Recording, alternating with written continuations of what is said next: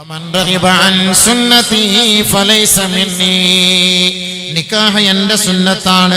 ആദരവായ ഹബീബായ ഷഫീആയ റസൂലുള്ളാഹി സ്വല്ലല്ലാഹു അലൈഹി വസല്ലമ തങ്ങൾ പറയുകയാണ്, അന്നിക്കാഹു മിൻ സുന്നതി, എന്റെ സുന്നത്താണ് നിക്കാഹ് എന്ന് ഹബീബായ തങ്ങൾ പറയുമ്പോ ഫമൻ റഗിബ ഫീ സുന്നതി ഫഹുവ മിന്നി, ആരാണോ എന്റെ സുന്നത്തിനെ ഇഷ്ടപ്പെടുന്നത് അവൻ എന്റെ സമുദായത്തിൽപ്പെട്ടവനാണ്.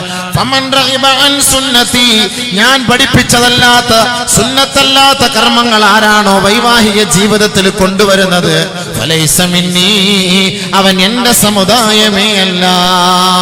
നബിയുനാ ഹബീബുനാ റസൂലുള്ളാഹി സ്വല്ലല്ലാഹു അലൈഹി വസല്ലം നിക്കാഹ് അല്ലാഹുവിന്റെ റസൂൽ പഠിപ്പിച്ചിരുന്ന നിക്കാഹ്, പാശ്ചാത്യന്മാർ പഠിപ്പിച്ചിരുന്ന നിക്കാഹല്ല. പാശ്ചാത്യന്റെ നിക്കാഹ് വേറെയാണ്. അവന്റെ നിക്കാഹ് എന്താണ്?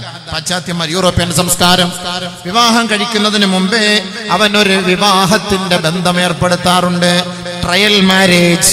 ട്രയൽ മാരേജ്, കല്യാണം കഴിക്കുന്നതിന് മുമ്പ് അവൻ അവന്റെ ഒരു പെണ്ണിനെയും കൂട്ടിയിട്ട് ഒരു ട്രയൽ ചെയ്യും. കാസർഗോഡ് ബസ് സ്റ്റാൻഡിൽ നിന്ന് വണ്ടി ട്രയൽ ചെയ്യാൻ എടുക്കുന്ന പോലെ ബോർഡൊക്കെ വെച്ചിട്ട്, എന്താണ് തിരുവനന്തപുരത്തേക്ക് പോകുന്ന ബസ്സാണ്, സ്റ്റേറ്റിലേക്ക് പോകുന്ന ബസ്സാണ്, ബ്രേക്ക് ഉണ്ടോ സെൽഫുണ്ടോ എന്ന് നോക്കാൻ വേണ്ടിയിട്ട് ഒന്ന് അങ്ങോട്ടും ഇങ്ങോട്ടൊക്കെ ഒന്ന് ഓടിച്ചു നോക്കുന്ന ഒരു ശൈലിയുണ്ട്. അതിനാണ് ട്രയൽ നമ്മൾ പറയാം, ട്രയൽ നടത്താന്ന് പറയും. എന്നതുപോലെ പാശ്ചാത്യൻ സംസ്കാരം എന്ന് പറഞ്ഞാൽ കല്യാണം കഴിക്കാൻ ഇവളെ കൊണ്ട് പറ്റുമോ, പ്രസവിക്കാൻ പറ്റുമോ, ശാരീരിക ബന്ധത്തിന് ഇവൾ യോഗ്യയാണോ എന്നറിയുന്നതിന് വേണ്ടി ഇവളെ കൊണ്ട് നടന്നൊരു ട്രയൽ ചെയ്യുക. നല്ല സംസ്കാരം, നല്ല സംസ്കാരം. നമ്മുടെ സംസ്കാരം അല്ല അത് പാശ്ചാത്യ സംസ്കാരമാണ്. ഇത് ട്രയൽ മാരേജ് ആണ്. പക്ഷെ ഇന്ന് നമ്മുടെ നാട്ടിൽ നടക്കുന്നുണ്ട്. അതിന് പേരൊന്നുമില്ല. അതിനൊക്കെ ഈ ലവ് ജിഹാദ് എന്നൊക്കെ പറഞ്ഞ് ഇന്ന് കുറെ ഫാസിസ്റ്റുകൾ പറയുന്നത് പോലെ അത് ലവ് ജിഹാദിന്റെ പേരിൽ ഇത് പ്രേമമാണ്, പ്രണയമാണ്. അങ്ങനെ പ്രണയിച്ച് പ്രേമിച്ച് പോയി അവരുടെ ആവശ്യങ്ങളൊക്കെ നടത്തി രണ്ടുപേരും കൂടെ അഡ്ജസ്റ്റ്മെന്റ് ചെയ്യാൻ പറ്റുമെങ്കിൽ എവിടെയെങ്കിലും രജിസ്റ്റർ ഓഫീസിൽ പോയിട്ട് അൻകഹത്തുക സൗവജത്തുക, ഞാൻ തന്നെ സ്വന്തമായിട്ട് അങ്ങനെ നിക്കാഹ് നിന്നെ ചെയ്തിരിക്കുന്നു എന്ന് പറഞ്ഞ് അങ്ങനെ അങ്ങോട്ട് കബൂലാക്കലാണ്. അങ്ങനെയാണ് നടന്നുകൊണ്ടിരിക്കുന്നത് മൊത്തം. അപ്പം പാശ്ചാത്യന്റെ സംസ്കാരമാണ് ട്രയൽ മാരേജ്. ആദ്യം ഒന്ന് ട്രയൽ ചെയ്ത് നോക്കും. അപ്പൊ കൊള്ളാം, സംഭവം കൊള്ളാം, വണ്ടി സെൽഫ് എടുക്കുന്ന വണ്ടി തന്നെയാണ്, കൊള്ളാം, നല്ല ബാറ്ററി ചാർജ് ഒക്കെ ഉള്ള വണ്ടി തന്നെയാണ്, ലോഡ് എടുക്കുന്ന വണ്ടിയാണെന്ന് മനസ്സിലാക്കും. അങ്ങനെയുള്ള സംസ്കാരമാണ് പാശ്ചാത്യ സംസ്കാരം. അത് നമ്മുടെ സംസ്കാരമല്ല. അതേപോലെ കോൺട്രാക്ട് മാരേജ്, അങ്ങനെ ഒരു കല്യാണ വ്യവസ്ഥയുണ്ട് പാശ്ചാത്യ നാടുകളിൽ. കോൺട്രാക്ട് മാരേജ്, കുറച്ച് നാളത്തേക്ക് വിവാഹം കഴിച്ചിട്ട് ഇവളെ ഒരു കോൺട്രാക്ട് വ്യവസ്ഥയിൽ, ഇപ്പൊ നമ്മളൊരു കെട്ടിടം നിർമ്മിക്കുന്നു, ഒരു കോൺട്രാക്ട് വ്യവസ്ഥയിൽ ഒരാൾക്ക് നമ്മൾ കൊടുക്കുന്നു, ഇത്ര 6 മാസത്തിനുള്ളിൽ 1 വർഷത്തിനുള്ളിൽ ഈ കെട്ടിടം നിങ്ങൾ നിർമ്മിച്ച് പൂർത്തീകരിച്ച് തരണം എന്ന് പറയുമ്പോൾ 6 മാസം 1 വർഷത്തിനുള്ളിൽ അതിന്റെ പണി പൂർത്തിയാക്കി കൊടുക്കും. അതിനാണ് കോൺട്രാക്ട് വ്യവസ്ഥ എന്ന് പറയുന്നത്.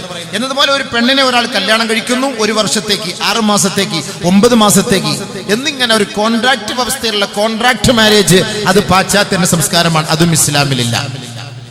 ആ സംസ്കാരവും നമുക്ക് വേണ്ട. വൈഫ് സ്വാപ്പിംഗ് മറ്റൊരു സംസ്കാരമാണ്. വൈഫ് സ്വാപ്പിംഗ്, പരഭാര്യ പരിണയം എന്ന് പറഞ്ഞാൽ എന്റെ ഭാര്യയുമായിട്ട് നിനക്ക് കഴിയാം, നിന്റെ ഭാര്യയുമായിട്ട് എനിക്കും കഴിയാം. അങ്ങനെ ഒരു സംസ്കാരം. അതിനാണ് ഇന്ന് പല ക്ലബ്ബുകളും ഉള്ളത്, നിശാ ക്ലബ്ബുകൾ. ആ ക്ലബ്ബുകളിലൊക്കെ പോയിട്ട് ആരെങ്കിലും ഞാൻ ഓടിച്ചു കൊണ്ടുവരുന്ന എന്റെ വാഹനത്തിന്റെ ചാവി, ആരെല്ലാം ആ ക്ലബിലെ അംഗങ്ങളുണ്ടോ അവരുടെ മുഴുവൻ ചാവി ഒരു പാത്രത്തിലിട്ട് കുലുക്കിയിട്ട് അവിടെ ഇടും.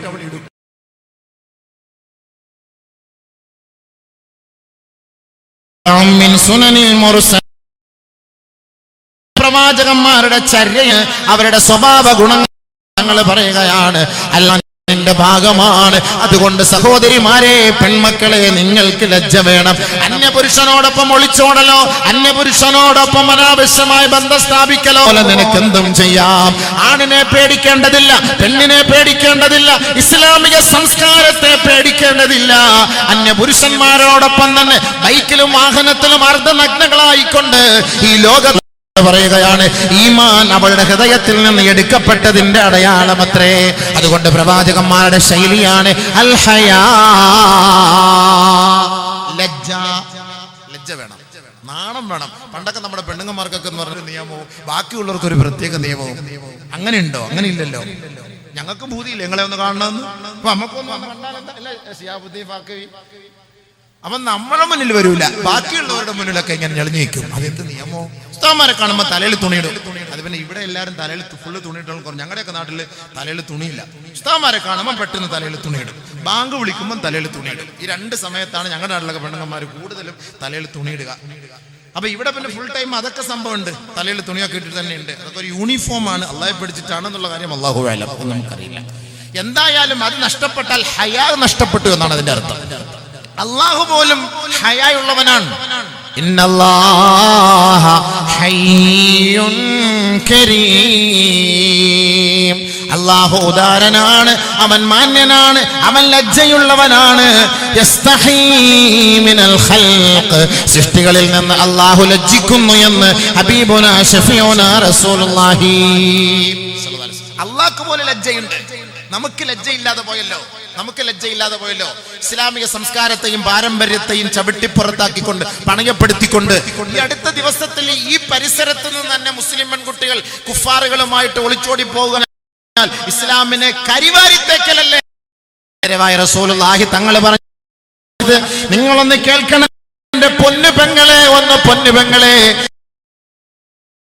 മനസ്സേ ഞാനത് ഏറ്റെടുത്തിരിക്കുന്നു അനസേ എന്ന് മഹാനെന്ന് ആദരവായ റസൂലുള്ളാഹി തങ്ങളോട് ബഹുമാനപ്പെട്ട അനസ് റളിയല്ലാഹു അൻഹു ചോദിച്ചപ്പോ ഹബീബുനാ റസൂലുള്ളാഹി തങ്ങൾ പറഞ്ഞു ഉത്ലുബുനി ഇൻദ സിറാത്ത്, സിറാത്ത് എന്ന പാലത്തിന്റെ അരികിൽ വന്നാൽ അനസേ നിനക്ക് എന്നെ കാണാം.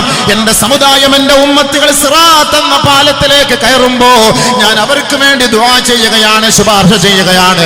അല്ലാഹുവേ, എന്റെ ഉമ്മത്തികളെ നീ സിറാത്ത് എന്ന പാലത്തിൽ നിന്ന് തള്ളിയിടരുത് അല്ലാ.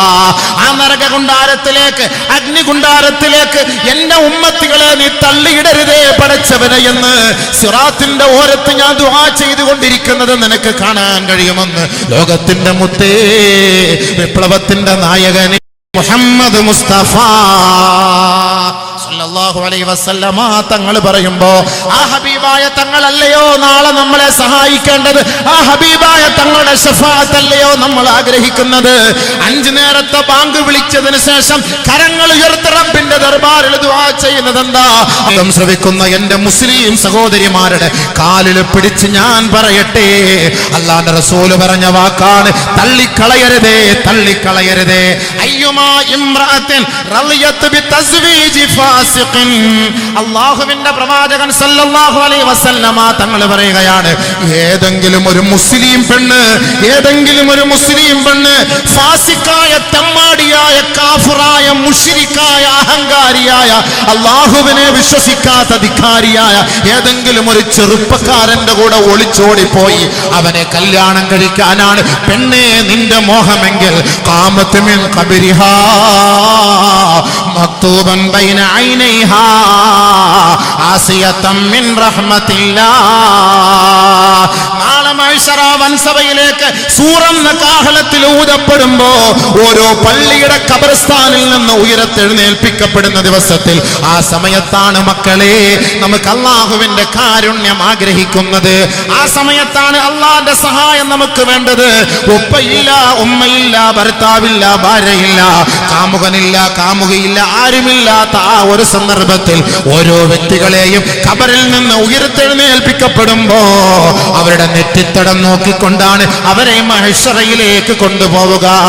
ആദരവായ റസൂലുള്ളാഹി തങ്ങൾ പറഞ്ഞ വാക്കാണ്, 1000 വർഷങ്ങൾക്ക് മുമ്പ് പരിശുദ്ധമായ മദീന പള്ളിയുടെ ഉമ്മറപ്പടിയിൽ വെച്ച് 21ാം നൂറ്റാണ്ടിലെ ഈ വർത്തമാന കാലഘട്ടത്തില് ഒളിച്ചോടുന്ന അഹങ്കാരികളായ വൃത്തികെട്ട പെണ്ണുങ്ങളെ നോക്കിക്കൊണ്ടായിരിക്കാം ലോകത്തിന്റെ മുത്ത് വിളിച്ചു പറഞ്ഞത്, അയ്യുമാ ഇംറഅത്തിൻ ബിതസ്റിയത്തി ബിതസ്വീജി ഫാസിഖിൻ, ഏതെങ്കിലും ഒരു തമ്മാടിയെ ഇഷ്ടപ്പെട്ടുകൊണ്ട് റഹ്മത്തിൽ നിന്നിൽ നിന്ന് തുടച്ചു മാറ്റപ്പെട്ടിരിക്കുകയാ.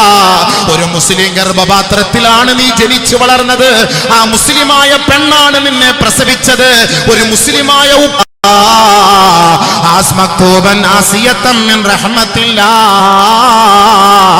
അല്ലാഹുവിന്റെ കാരുണ്യം നീ പ്രതീക്ഷിക്കുകയേ വേണ്ട.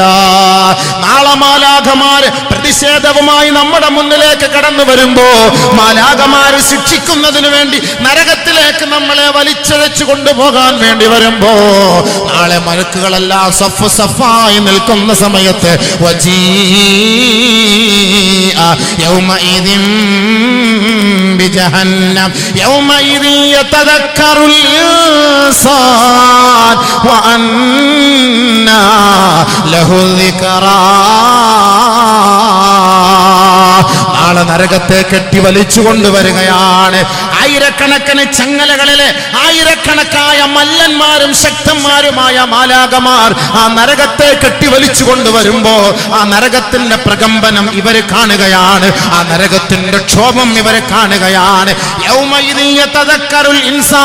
അന്ന് മനുഷ്യൻ ചിന്തിക്കുമത്രേ, ഇന്ന് ചിന്തിക്കാത്ത മനുഷ്യനാണ് ഈ 21-ാം നൂറ്റാണ്ടിൽ, ഈ വർത്തമാന കാലഘട്ടത്തിൽ കാഫിറിന്റെ 2 തുള്ളി ഇന്ദ്രിയത്തിന് വേണ്ടി ദാഹിക്കുന്ന പെങ്ങളെ, നീ നാളെ റബ്ബിന്റെ മുന്നിൽ ആ നരകത്തിന്റെ കൊടുമ്പിരി കൊള്ളുന്ന ശിക്ഷ കാണുമ്പോ, അതിന്റെ അട്ടഹാസം കാണുമ്പോ അവിടെ വെച്ച് നീ ചിന്തിക്കുമത്രേ, യതദക്കറുൽ ഇൻസാൻ വഅന്നാ ലഹു ദിക്റാ. അവിടെ ചിന്തിച്ചിട്ട് കാര്യമില്ല. എന്താണ് ചിന്തിച്ചിട്ട് കാര്യം? ആരാണ് നിന്നെ സഹായിക്കാൻ? യാ ലൈതനീ കുന്തു തുറാബാ. അന്ന് നീ വിളിച്ചു പറയുന്ന വാക്കാണ്, അല്ലാ എന്നെ നീ മണ്ണാക്കി മാറ്റണേ അല്ലാ, എന്നെ നീ മണ്ണാക്കി മാറ്റണേ അല്ലാ. യാ ലൈതനീ ഖദ്ദംതു ലിഹയാതി فيومئذ لا يعذب عذابه أحد ولا يوثق وثاقه أحد. ഒരാളുടെയും ചുമട് മറ്റൊരാൾ ഏറ്റെടുക്കില്ല പെങ്ങളെ. നിന്റെ വാപ്പ സാലിഹാകട്ടെ, നിന്റെ ഉമ്മ സാലിഹത്താകട്ടെ, നീ ചെയ്ത അപരാധവും അധർമ്മങ്ങളും ആ ഉപ്പയോ ഉമ്മയോ ഏറ്റെടുക്കുകയില്ല. അവള് ചിന്തിക്കുകയാണ്, അല്ലാ എന്നെ എന്റെ സ്വരാജ്യത്തേക്കൊന്നു മടക്കുമോ അല്ലാ, എന്റെ നാട്ടിലേക്കൊന്നു മടക്കുമോ അല്ലാ. യാ ലൈതനീ ഖദ്ദംതു ലിഹയാതി.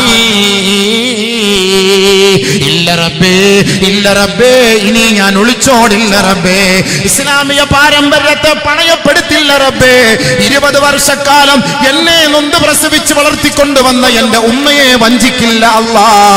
എനിക്ക് അന്നം തന്നു ഉപജീവനം നൽകി വിദേശത്ത് പോയി കഷ്ടപ്പെട്ട് പാടുപെട്ട് എത്രയോ മാരകമായ രോഗങ്ങൾ പോലും പിടിപെട്ടിട്ട് ശരീരത്തിന്റെ ആന്തരിക അവയവങ്ങളിൽ ക്യാൻസർ പോലുള്ള രോഗം കൊണ്ട് നിറഞ്ഞിട്ട് പോലും അതെല്ലാം തന്റെ പൊന്നുമക്കളുടെ മുന്നിൽ മറച്ചു വെച്ചിട്ട് തന്റെ മക്കൾക്ക് ഭക്ഷണത്തിന് വേണ്ടി നെട്ടോട്ടമോടിയ പൊന്നുപ്പയെ ഞാൻ വഞ്ചിക്കില്ല അല്ലാ.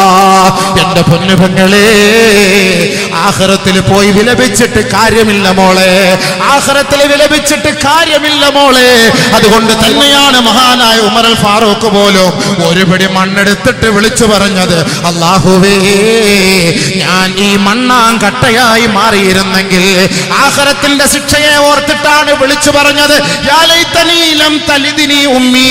അല്ലാഹുവേ എന്റെ ഉമ്മ എന്നെ പ്രസവിക്കാതിരുന്നെങ്കിൽ ആഖിറത്തിന്റെ ശിക്ഷയിൽ നിന്ന് എനിക്ക് മോചനം ലഭിക്കുമായിരുന്നല്ലോ അല്ലാ. ഈ അടുത്ത സമയത്ത് പോലും ഈ തൊട്ട് പരിസരത്ത് നിന്ന് 2-3 പെൺമക്കൾ ഒളിച്ചോടി പോയെന്ന വാർത്ത ഈ വിനീതൻ ഇങ്ങോട്ട് വന്നപ്പോൾ കേട്ട് വല്ലാതെ വിഷമിച്ചു പോയി. ഈ കുഫാറുകളുടെ ഇന്ദ്രിയത്തിന് നിങ്ങൾക്ക് ഇത്രത്തോളം ആസ്വാദനം എന്താണ് പൊന്നു സഹോദരിമാരെ? ഇസ്ലാമിൽ നിന്ന് പുറത്തല്ലേ നിങ്ങൾ പോകുന്നത്?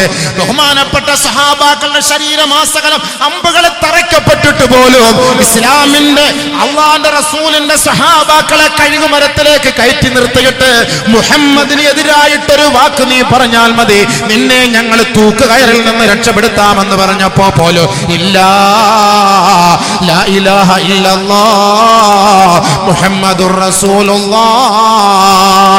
ആരാധനക്കർഹൻ അല്ലാഹുവല്ലാതെ മറ്റാരുമില്ല. ലോകത്തിന്റെ നേതാവ്, വിപ്ലവത്തിന്റെ നായകൻ, ചങ്കിലച്ചോര കരളിന്റെ കഷണം എന്റെ ഹബീബായ മുത്തായ ഹബീബാണ്, മദീനയുടെ മണവാളനാണ്.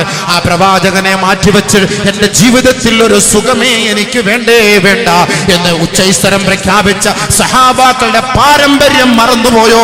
പൊന്നുപെങ്ങളെ, നീ മറന്നുപോയോ? ഈ നൈമിഷികമായ ജീവിതത്തിന് വേണ്ടി, നൈമിഷികമായ സുഖത്തിന് വേണ്ടി, നൈമിഷികമായ രസത്തിന് വേണ്ടിയാണ് ഇസ്ലാമിനെയാണ് പണയപ്പെടുത്തുന്നതെന്ന കാര്യം മറന്നു പോകണ്ട. പരിശുദ്ധ സഹാബാക്കളെയാണ് വേദനിപ്പിക്കുന്നതെന്ന കാര്യം മറന്നു പോകണ്ട. അള്ളാഹുവിന്റെ റസൂലിനെയാണ് വേദനിപ്പിക്കുക എന്ന കാര്യം നീ മറന്നു പോകണ്ട. അതുകൊണ്ടാണ് അള്ളാഹുവിന്റെ റസൂല് പറഞ്ഞത്, ഖബറിൽ നിന്ന് നിന്നെ എഴുന്നേൽപ്പിക്കപ്പെടുന്ന ദിവസത്തിൽ നിന്റെ നെറ്റിത്തടത്തിൽ രേഖപ്പെടുത്തിയിരിക്കും ആസിയത്ത്